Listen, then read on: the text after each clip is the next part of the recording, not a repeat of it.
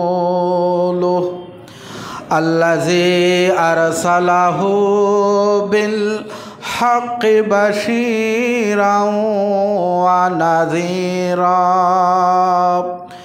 وداعيا إلى الله بإذنه وسراجا منيرا أما بعد فقد قال الله تعالى في كلامه المجيد والفرقان الحميد أعوذ بالله من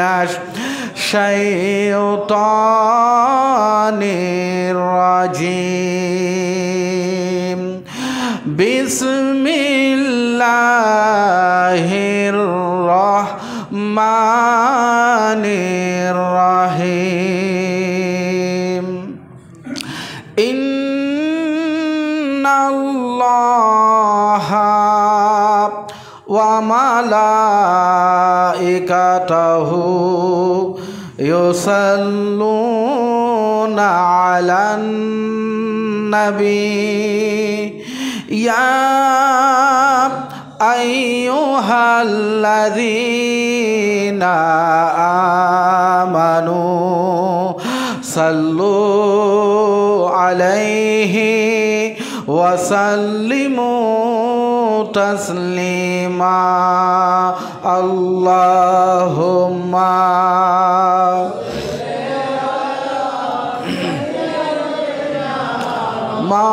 مولانا محمد وعلى آل سيدنا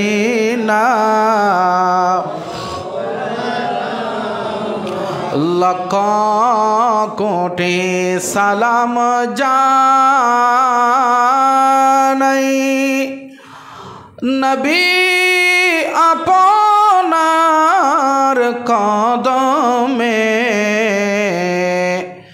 দয়া করে পার করিবেন রোজ হাশরের ময়দানে আল্লাহুম্মা সাল্লি আলা মাওলানা মুহাম্মদ ওয়ালা আলে সাইয়্যিদিনা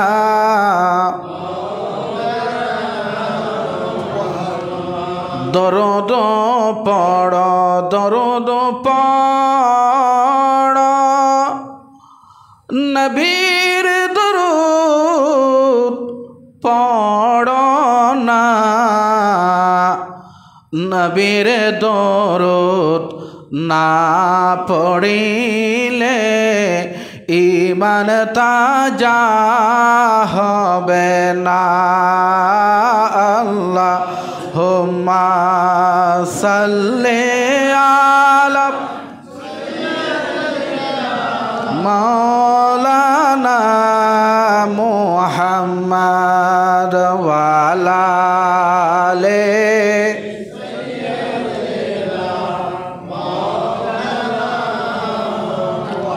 সালাতুন ইয়া রাসূলুল্লাহ আলাইকুম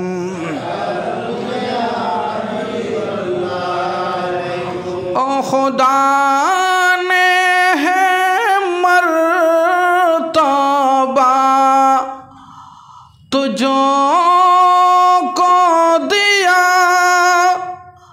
न किसी को मिले न किसी को मिला के कलाम माजिदो ने काई शाहा तेरे शहरो कालामो बाका की कसम कसमे शाबे तारों में राजोईता सालातुनिया अलैकुम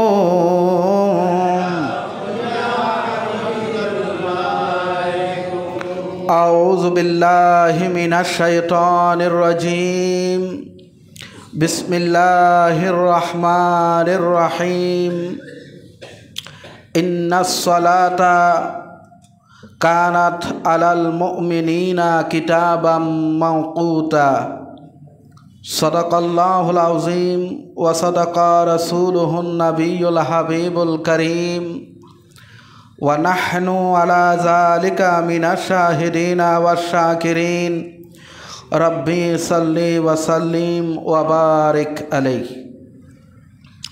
पवित्र জামাদি ও সানি মাসের আজকের দ্বিতীয় জমায় আগত সমবেত মুসাল্লিয়ানে কেরাম, হাজি সাহাবান, মুরব্বী বাবারা, যুবক ভাইয়েরা, আসসালামু আলাইকুম ওয়া রাহমাতুল্লাহি ওয়া বারাকাতুহু।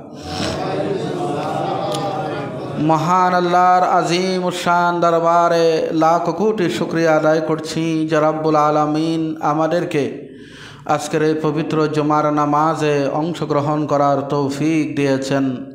সে মহান মনিবের দরবারে আমরা সবাই বলি আলহামদুলিল্লাহ।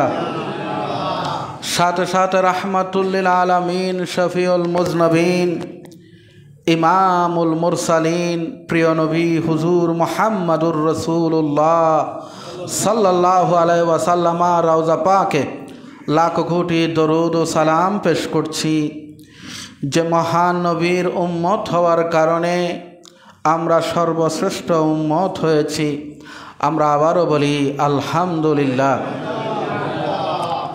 আমরা গত জুমার মধ্যে ঈমানের যে শাখা প্রশাখা, ৭৭টি শাখা প্রশাখার মধ্যে আমরা ২০টি আলোচনা করেছিলাম।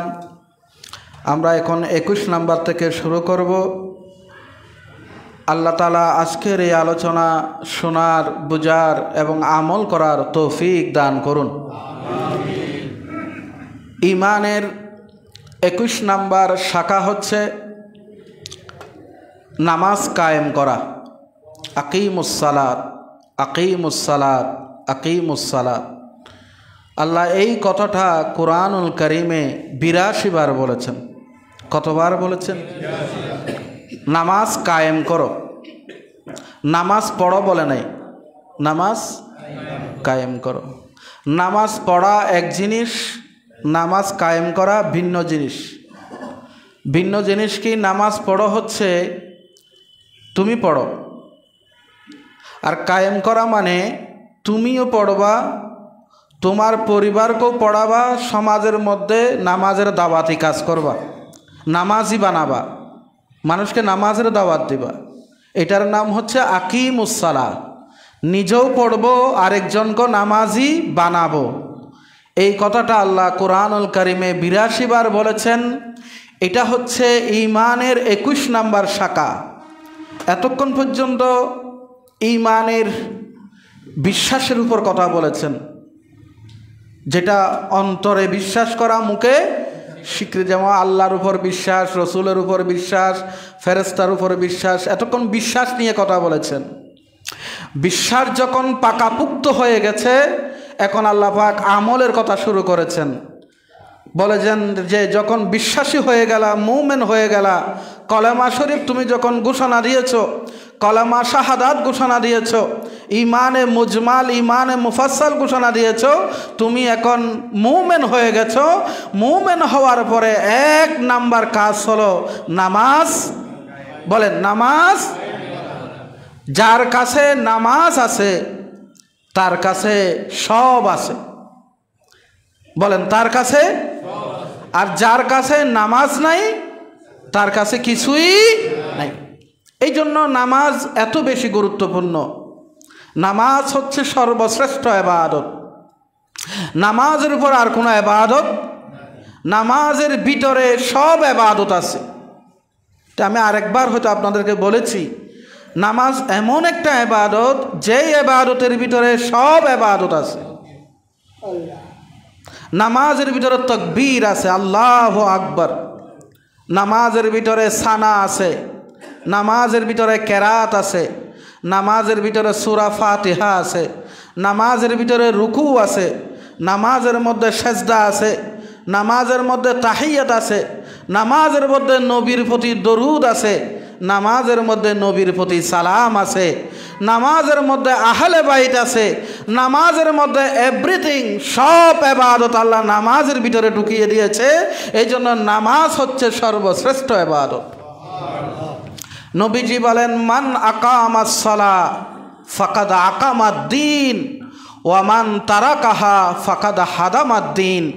যে নামাজ কায়েম করেছে সে দিন কায়েম করেছে, তার মধ্যে দিন আছে। আর যার নামাজ ছেড়ে দিয়েছে সে দিনকে ধ্বংস করে দিয়েছে। নামাজ হচ্ছে ইসলামের ভিত্তি, ইসলামের ফিলার, ইসলামের ফাউন্ডেশন। ইসলামের 5টা ফিলার আছে। বলেন কয়টা? একটা হলো কালেমা, নামাজ, রোজা, হজ, জাকাত। এই 5টা ফিলার, এই ফিলারের উপরে দাঁড়িয়ে আছে ইসলাম। এখান থেকে কোনো একটা ফিলার যদি আপনি ভেঙে দেন তাহলে ইসলাম ওইদিকে ঝুঁকে যাবে, আপনি ইসলামের ক্ষতি করেছেন। যেমন এই ছাদের নিচে কয়টা ফিলার আছে? অনেকগুলো ফিলার। কোনো একটা ফিলার যদি ভেঙে যায় ছাদটা নড়বড় হয়ে যাবে। ঠিক তেমনিভাবে ইসলামের যে 5টা ফিলার, তার মধ্যে একটা ফিলারের নাম নামাজ। বাইনাল আবদে ওয়া বাইনাল কাফেরে তারকুস সালাহ। একজন অমুসলিম আর একজন মুসলমানের মাঝে পার্থক্য হলো, অমুসলিম নামাজ পড়ে না, মুসলমান বলেন মুসলমান সে রুকু করে, সে সেজদা করে, সে আল্লাহর তারিফ করে, সে নামাজের মধ্যে আল্লাহর সামনে গোলামের মতো দাঁড়িয়ে যায়। একজন অমুসলিম সে নামাজ পড়ে না, রুকু করে না, সেজদা করে না, কপালটা আল্লাহর সামনে ঝুঁকায় না। সে কপাল ঝুঁকায় দেবের সামনে, মূর্তির সামনে, রামের সামনে। তাদের ওই মূর্তি পূজা, পাথর, আগুন, বটগাছ, সাগর, মহাসাগরের সামনে গিয়ে সে পুজো করে। সে মূলত আল্লাহর সামনে মাথা নত করে। এই জন্য ইমাম শাফি, ইমাম মালিক, ইমাম আহমদ ইবনে হাম্বল রহমতুল্লাহ আলাইহির মাযহাব হলো, কোনো ব্যক্তি যদি নামাজ না পড়ে তাকে পুলিশ গ্রেফতার করে নিয়ে যাবে। গ্রেফতার করে তাকে 3 দিনের সুযোগ দেওয়া হবে। 3 দিনের ভেতরে সে যদি তাওবা না করে, সে যদি মুসলেকা না দেয়, সে যদি ওসি সাহেবের কাছে যদি প্রমিস না দেয় যে আমি আর নামাজ ছাড়ব না, নামাজ পড়ব, তাহলে তাকে ছেড়ে দেওয়া হবে। কিন্তু সে 3 দিনের ভিতরেও তাওবা না করে, কোনো মুসলেকা না দেয়, তাকে হত্যা করা হবে। এটা ইমাম শাফি, ইমাম মালিক, ইমাম আহমদ ইবনে হাম্বলের মাযহাব। আর আমাদের মাযহাব ইমাম আজম ইমাম আবু হানিফা রাহমাতুল্লাহ আলাইহির মাযহাব হলো, আমরা হানাফি মাযহাবের মানুষ। আমাদের মাযহাব হলো, কোনো বান্দা যদি নামাজ না পড়ে সে কবিরা গুনাহগার হবে। কি গুনাহগার? কবিরা গুনাহগার হবে। সে বড় ফাসেক, ফাজের হবে। তাকে গ্রেফতার করা হবে। যতক্ষণ সে নামাজের প্রতিশ্রুতি দেবে না ততক্ষণ তাকে জেলের মধ্যে আটকে রাখা হবে, গ্রেফতার করা হবে তাকে। প্রিয় হাজরিন, এই জন্য আসসালাতু ওয়া মান তারাকাহা আসসালাতু মেরাজুল মুমিনিন বলেছেন আল্লাহ পাক, আল্লাহ রসুল। নামাজ হচ্ছে মুমিনের মেরাজ। আল্লাহ রসুল যখন, রসুল পাক সাল্লাল্লাহু আলাইহি ওয়াসাল্লাম যখন মেরাজ গিয়েছেন, আল্লাহ তাআলার সাথে দেখা করেছেন, সাক্ষাৎ করেছেন, নবীজি চলে আসছেন। আল্লাহ পাক বলেন, ইয়া রসুল আল্লাহ, আপনি তো আমার সাক্ষাৎ লাভ করলেন, আমাকে দেখে গেলেন, আমার দিদার লাভ করলেন, কিন্তু যাদেরকে রেখে এখানে এসেছেন তাদের কাছে তো আবার ফেরত যাচ্ছেন, তারা আমাকে কিভাবে দেখবে? নবী গো, আমি আপনাকে নামাজ দিচ্ছি, নামাজের মাধ্যমে আমার বান্দারা আমার দিদার লাভ করবে। আসসালাতু মেরাজুল মুমিনিন, আসসালাতু মিফতাহুল জান্নাহ, আল আবদু ইজা কামা ইলা সালাত ফুতিহাত আবওয়াবুস সামা। বন্দা যখন নামাজে দাঁড়িয়ে যায়, আল্লাহু আকবার বলে, তখন আল্লাহর রহমতের যত ফরদা আছে সবগুলো খুলে দেয়, আসমানের দরজাগুলো খুলে দেয়। ওয়া কুশিফাত লাহুল এবং তার জন্য জাহান্নামের যত দরজা আছে এগুলো সব বন্ধ করে দেয় এবং আল্লাহ এবং বান্দা নিকট থেকে নিকটতর হয়ে যায়। কোনো বান্দা যদি আল্লাহর নিকটবর্তী হতে চায় যে আমি আল্লাহর নৈকট্য লাভ করব, নামাজ ছাড়া আর কোনো ভিন্ন পথ নাই। নামাজি আর বান্দার সাথে আল্লাহর কোনো পর্দা থাকে না, সমস্ত হেজাবগুলো দূর করে দেওয়া হয়। এই জন্য নামাজের প্রতি আমাদের গুরুত্ব দেওয়া উচিত। আমরা অনেকে আছি শুধু জুমাবারের মুসল্লি। এখানে এখন দেখবেন কিছুক্ষণের মধ্যে গোটা চারতলা ভরপুর হয়ে যাচ্ছে, ঠিক না? গোটা চারতলা জায়গা দেওয়া যাচ্ছে না, আরও মাঝখানে চাটায় এগুলো বিছাতে হয়। কিন্তু দুঃখজনক হলো সত্য, ফজর, জোহর, আসর, মাগরিব, এশার নামাজে মুসল্লি থাকে না। ফজর জুমার নামাজ যেমন ফরজ, ফজরের নামাজটাও, জোহরের নামাজটাও ফরজ, বরঞ্চ জুমার নামাজ ছাড় আছে। ওই যে আমি একবার বলেছিলাম 8 শ্রেণীর মানুষের জন্য জুমার নামাজ ছাড় আছে, কিন্তু ফজর, জোহর, আসর, মাগরিব, এশা এই নামাজগুলোর জন্য কোনো ছাড় নাই, কোনো ছাড় নাই। একমাত্র বেহুশ আর পাগল, একমাত্র বেহুশ আর পাগল ছাড়া কোনো মানুষের জন্য নামাজ, অসুস্থ মানুষের জন্য নামাজ ছাড়, জুমা ছাড় আছে। কেউ যদি অসুস্থ হয় সে জুমাতে না এসে ঘরের মধ্যে জোহরের নামাজ পড়লেই তার হয়ে যাবে, কিন্তু জোহর, আসর, মাগরিব, এশা, ফজর কোনো ওয়াক্ত মানুষের জন্য ছাড় দেওয়া হয় নাই। এই একটি ইবাদত যতক্ষণ নিঃশ্বাস আছে, নিঃশ্বাস বন্ধ হওয়ার আগ পর্যন্ত অবশ্যই আপনাকে হয় দাঁড়িয়ে, নতুবা বসে, অথবা শুয়ে, অথবা ইশারা দিয়ে দিয়ে হলো নামাজ পড়তেই। আল্লাহ আমাদেরকে নামাজই বানিয়ে দাও, বলেন আমিন। আপনি নামাজ পড়েন, পরিবারে নামাজ পড়ে না, আপনি পরিবারকে আগে নামাজই বানান, নামাজের দাওয়াত দেন। আপনি পরিবারের কর্তা, অবশ্যই আপনাকে জবাবদিহি করতে হবে আপনি পরিবারের কর্তা হিসেবে। আপনার ছেলে কোচিংয়ে যায়, আপনি হিসাব নিছেন। আপনার ছেলে স্কুলে যাচ্ছে কিনা এটার হিসাব নেন, কলেজে গেছে কিনা হিসাব নেন, সে অন্যান্য কাজ করছে কিনা এগুলার হিসাব নেন। কিন্তু আপনার ছেলেটা কি আদৌ নামাজ পড়ছে কিনা এই হিসাব কি আমরা একদিনও নিচ্ছি? ফলে যা হবার তাই হচ্ছে। কালকে একটা পত্রিকা দেখলাম, কালকের রিপোর্ট, এটা টেলিভিশনের, বোধহয় এটা RTVর নিউজ। 2 ছেলেকে ডাক্তার বানিয়েছে মা, কত কষ্ট করে বানিয়েছে, কত পরিশ্রম তার পিছনে। একটা ছেলে ডাক্তার হওয়া এটা কি সহজ কথা? কত কঠিন কাজ। বাবা মারা গেছে, মা সেই শিশু অবস্থায় বাচ্চা দুটোটাকে লালন পালন করে করে ডাক্তার বানিয়েছে, অনেক কষ্ট করেছে, তার পিছনে অনেক শ্রম। কিন্তু এই 2 ডাক্তার মিলে মাকে এখন বৃদ্ধাশ্রমে পাঠিয়ে দিয়েছে। তার মধ্যে ডাক্তারি শিখেছে কিন্তু দিন শিখে নাই, দিন শিখে নাই। এই জন্য আগে দিন শিখাতে হবে, কোরআনের সবক দিতে হবে, নামাজের তালিমটা আগে তাকে দিয়ে দিতে হবে। তাহলে সে ডাক্তার হলো আর কোনো টেনশন, সে আপনাকে শ্রদ্ধা করবে। প্রিয় হাজরিন, তাহলে 21 নাম্বার শাখা হলো নামাজ পড়া না কায়েম করা? কায়েম করা। 22 নাম্বার ঈমানের শাখা হলো ওয়াতুজ যাকাত, আকিমুস সালাহ ওয়াতুজ যাকাত। 22 নাম্বার ঈমানের শাখা হলো আল্লাহ রাস্তায় যাকাত দান করা, গরিবের হক আদায় করা। তোমাদের মাঝে যারা পয়সাওয়ালা, নেশা পরিমাণ সম্পদের মালিক, তথা 7.5 ভরি স্বর্ণের মালিক, অথবা এই পরিমাণ নগদ অর্থের মালিক, তোমরা গরিবদের হক আদায় করে দাও।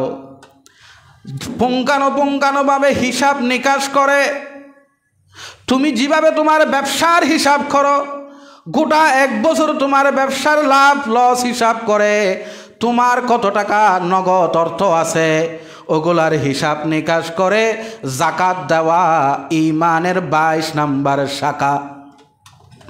এই যাকাতও আমাদের ত্রুটি আছে। অধিকাংশ মানুষ আমরা এখন যাকাত দেয় না, আবার যারা যাকাত দেয় ইসলাম যেভাবে যাকাত দেওয়ার কথা বলেছে সেভাবেও দেয় না। জাকাত দেয় 50 টাকা, 100 টাকা, 1000 টাকা। একটা পাঞ্জাবি, একটা লুঙ্গি, একটা শাড়ি মনের মতো করে জাকাত দেয়, ইচ্ছা মতো জাকাত দেয়, কিন্তু শরীয়ত যেভাবে বলেছে সেভাবে।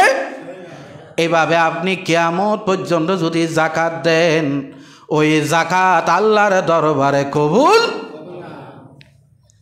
জাকাত যেভাবে ইসলাম দিতে বলেছে ঠিক সেভাবেই দিতে হবে। আপনি কেন শাড়ি কিনবেন? আপনি কেন লুঙ্গি দিবেন? আপনি কেন পাঞ্জাবি দিবেন? এই টাকা তো আপনার না। আমি আপনার কাছে 5000 টাকা পাই, আমাকে আপনি ফোন দিলেন, হুজুর আপনি আমার কাছে 5000 টাকা পান।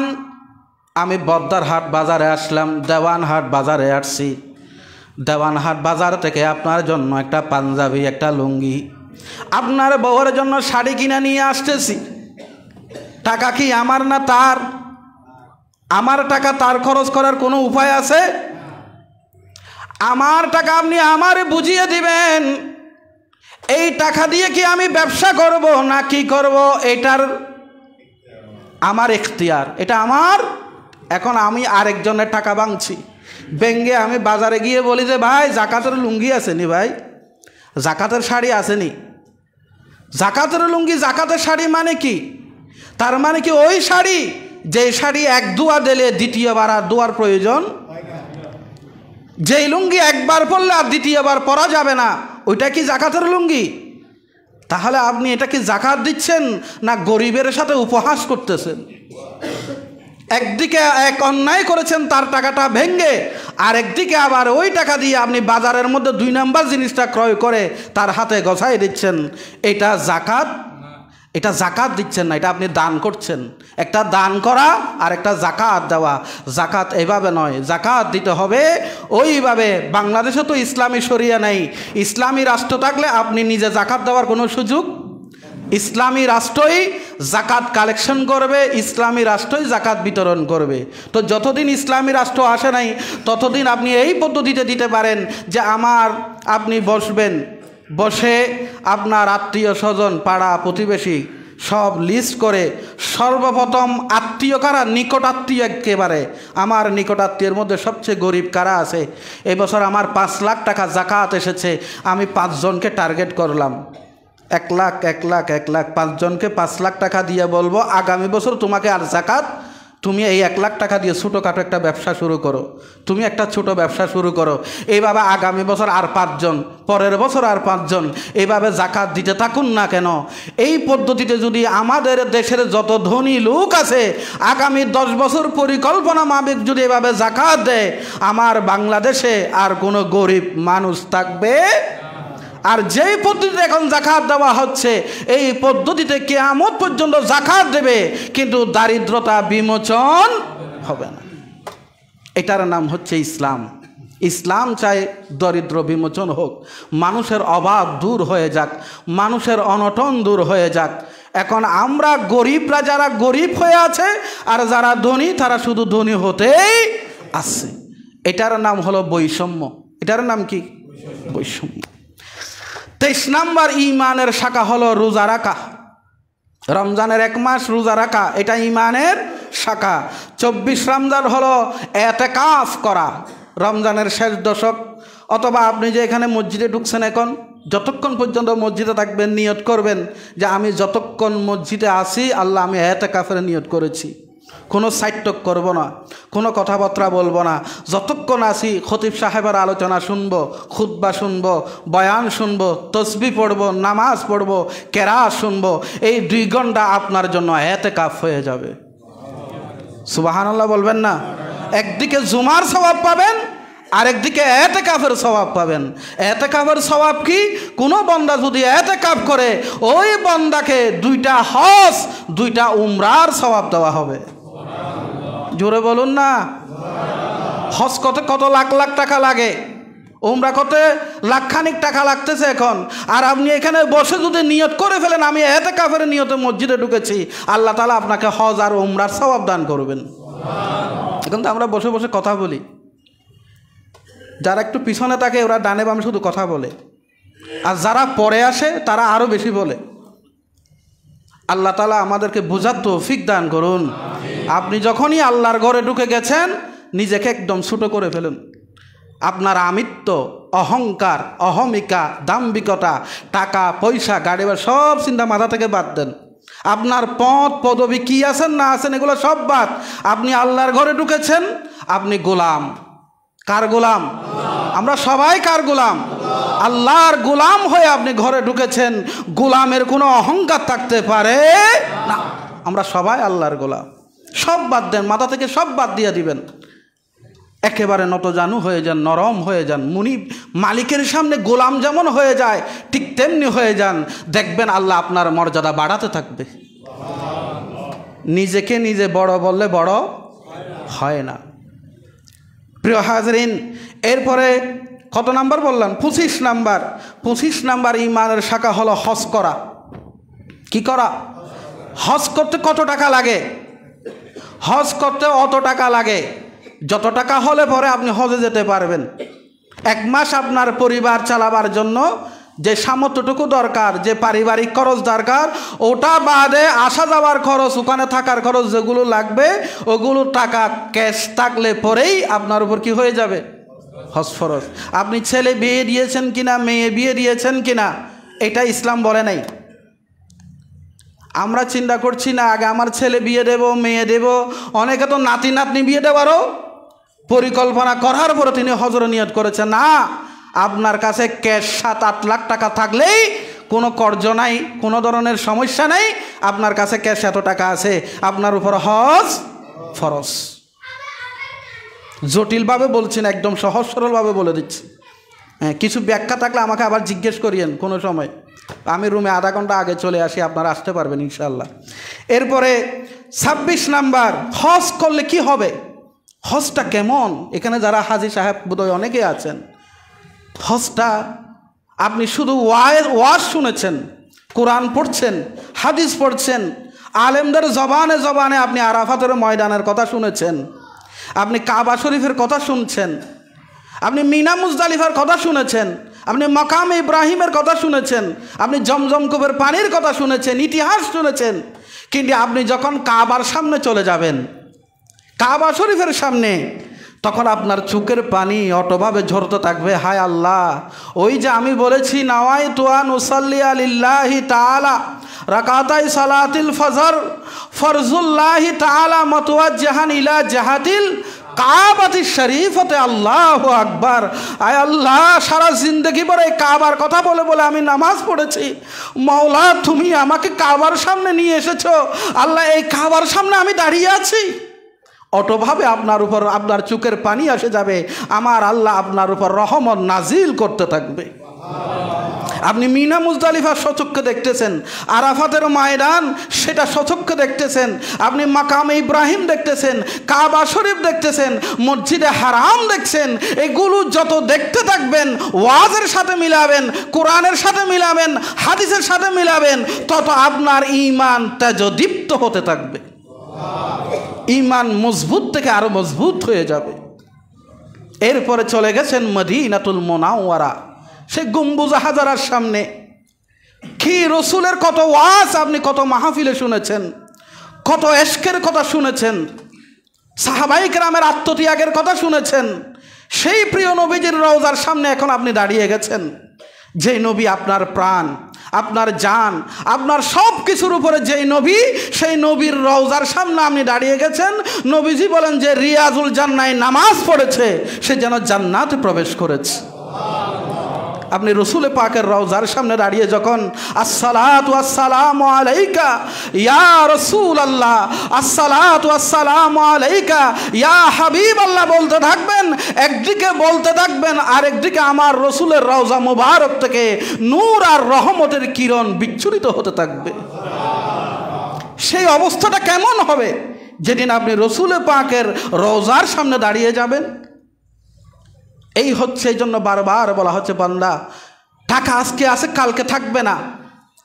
তুমি কালকের কথা চিন্তা করো না, টাকা হয়ে গেছে চলে যাও। ওয়ালাউ আন্নাহুম ইযযালামু আনফুসাহুম জাউকা ফাস্তাগফিরুল্লাহ ওয়াস্তাগফারা লাহুমুর রাসূল। তুমি রাসূল পাকের দরবারে চলে যাও। রাসূল যদি তোমার জন্য আমার কাছে সুপারিশ করে, আমি আল্লাহ তোমার জীবনের সমস্ত গুনাহগুলো মাফ করে দেব।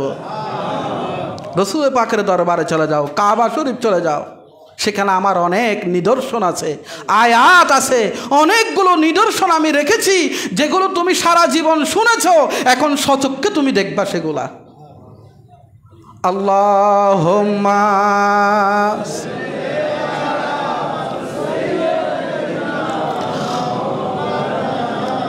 ওয়ালা আলি সাইয়্যিদিনা দরুদ পড়ো দরুদ পড়ো নবীর দরুদ পড়ো না, নবীর দরুদ না পড়িলে ঈমান তাজা হবে না। আল্লাহুম্মা সাল্লি আলা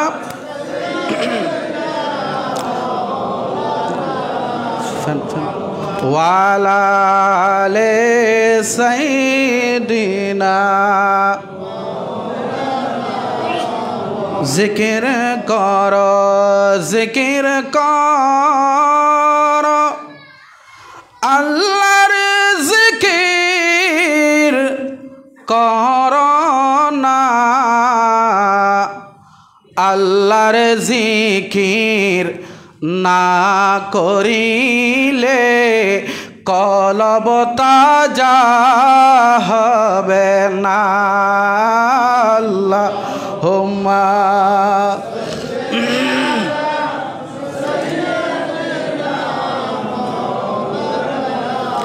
ওয়ালা আলি সাইয়্যিদিনা।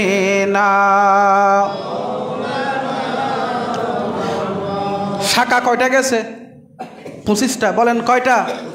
ইমানের শাখা কয়টা? মাশাআল্লাহ, কয়টা? এখন বলছি কয়টা? 25টা। 26 নাম্বার ইমানের শাখা হলো আল্লাহর রাস্তায় জিহাদ করা।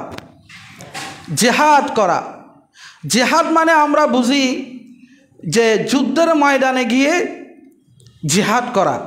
এটা হলো জিহাদের চূড়ান্ত রূপ, ফাইনাল ডিসিশন। কিন্তু জিহাদের অনেকগুলো স্তর আছে।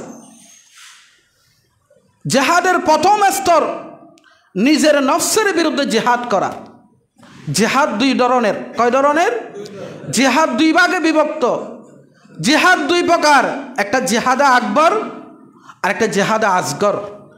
আসগর আর আকবর। আকবর জিহাদ হলো নিজের নফসের বিরুদ্ধে জিহাদ করা। নফস কি চায়? নফস চায় আরাম, আয়েশ, ভোগ বিলাস, আনন্দ, ফুর্তি, খাবার, এনজয়, টাকা পয়সা, গাড়ি বাড়ি, দুনিয়ার প্রতি মহব্বত, নারীর প্রতি মহব্বত, গাড়ি বাড়ির প্রতি মহব্বত, লোভ লালসা, এগুলো হলো নফসের চাওয়া। এগুলো যত করবেন তত নফস শক্তিশালী হয়। নফস আবার তিন প্রকার: নফসে আম্মারা, নফসে লাওয়ামা, নফসে মুতমাইন্না। বলেন তো নফস কয় প্রকার? কঠিন হচ্ছে আলোচনা, কঠিন। নফস কয় প্রকার? নফসে আম্মারা, নফসে লাওয়ামা, নফসে মুতমাইন্না। নফসে আম্মারা কাকে বলে?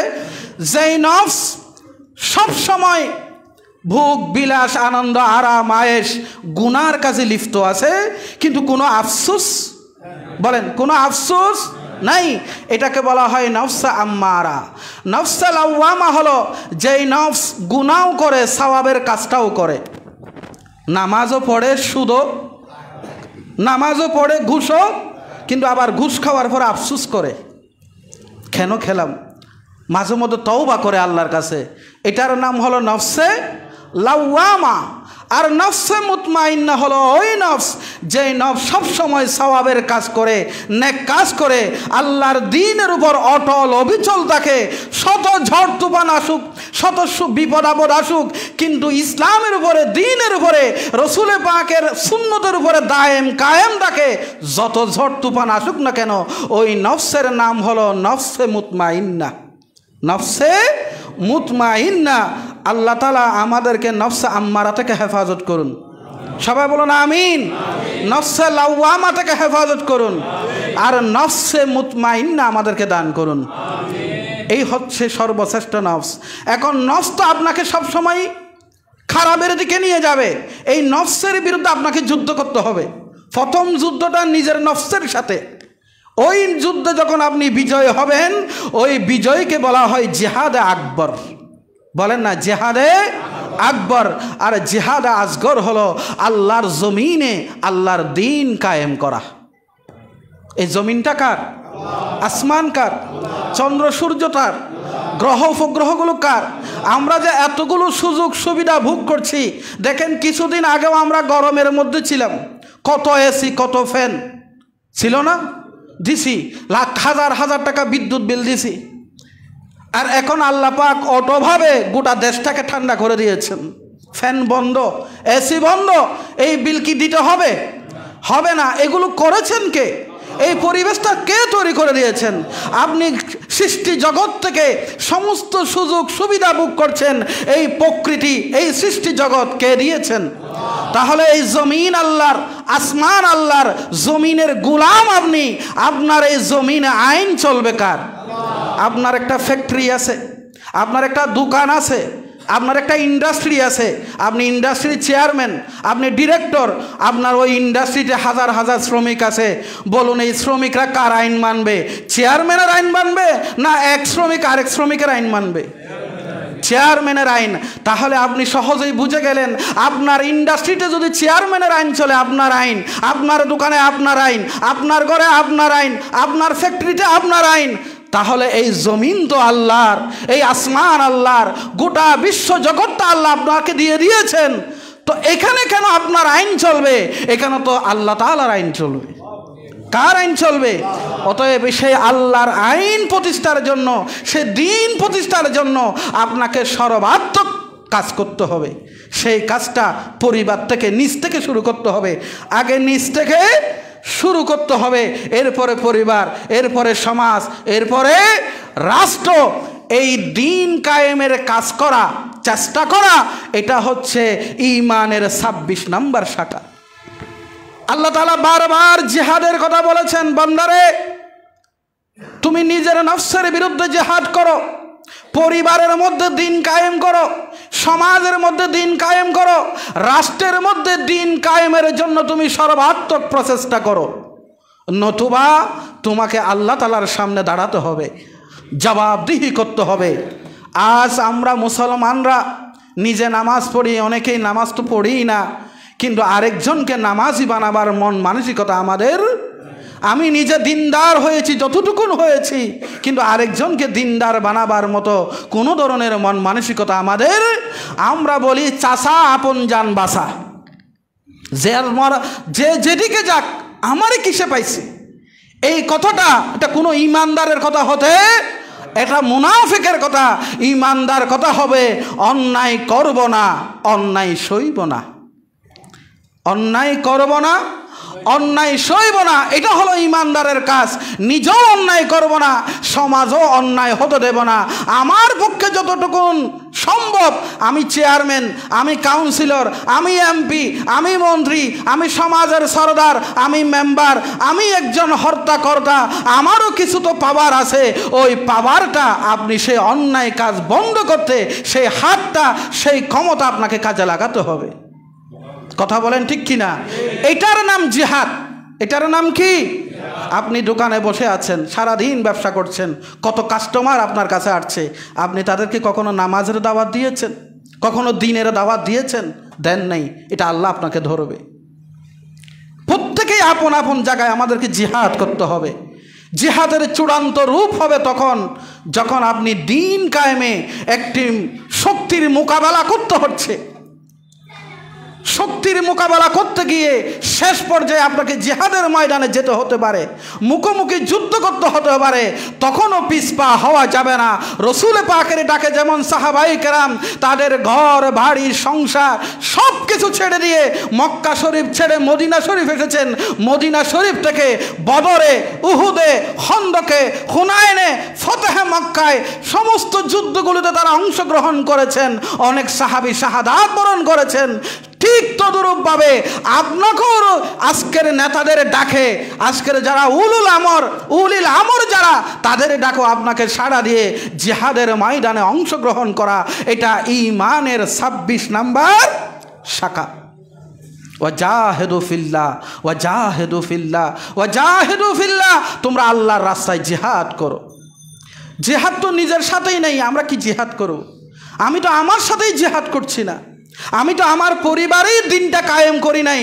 অনেকে কিন্তু বড় বড় কথা বলে মাঠে ময়দানে, দিন কায়েম করছে, কিন্তু খোঁজখবর নিয়ে জানা যায় অনেক সময় নিজের ঘরেই দিন নেই, ইসলাম নাই।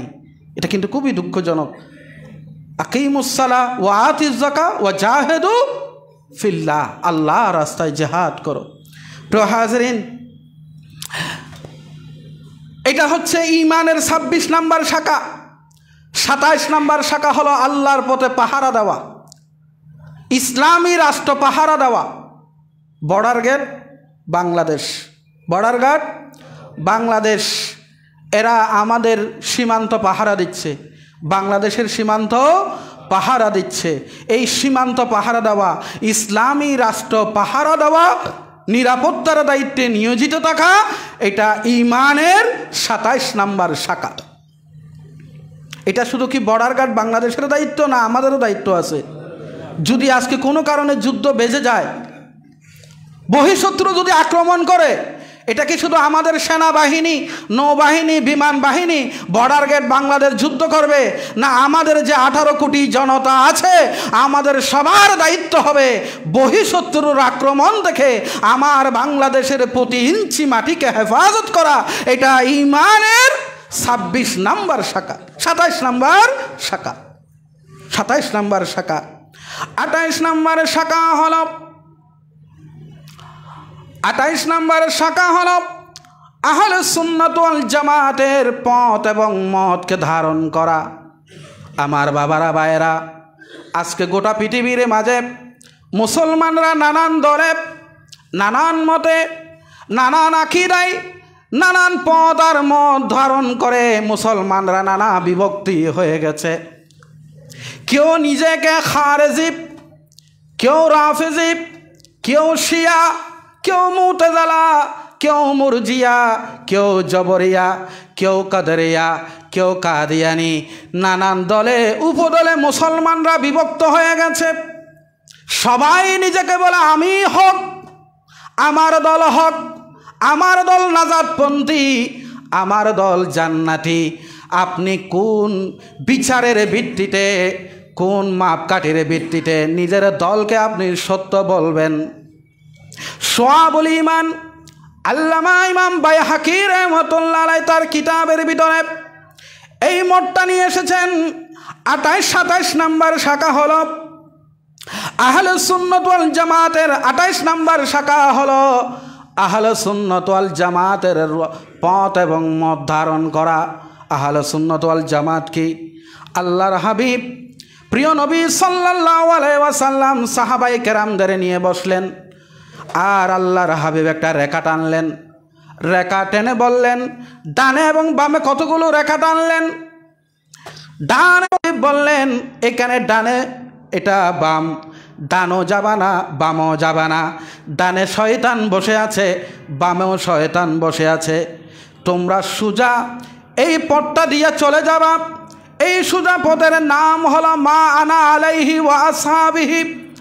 আল্লাহর হাবিবকে বললেন, ইয়া রাসূলুল্লাহ, আপনি বলছেন বনি ইসরাইলের মধ্যে 72 দল বিভক্ত হবে, আমার দল 73 দলে বিভক্ত হয়ে যাবে।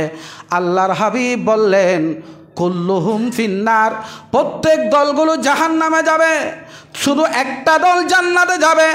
সাহাবায়ে কেরাম বললেন, ইয়া রাসূলুল্লাহ, কোন দলটা জান্নাতে যাবে?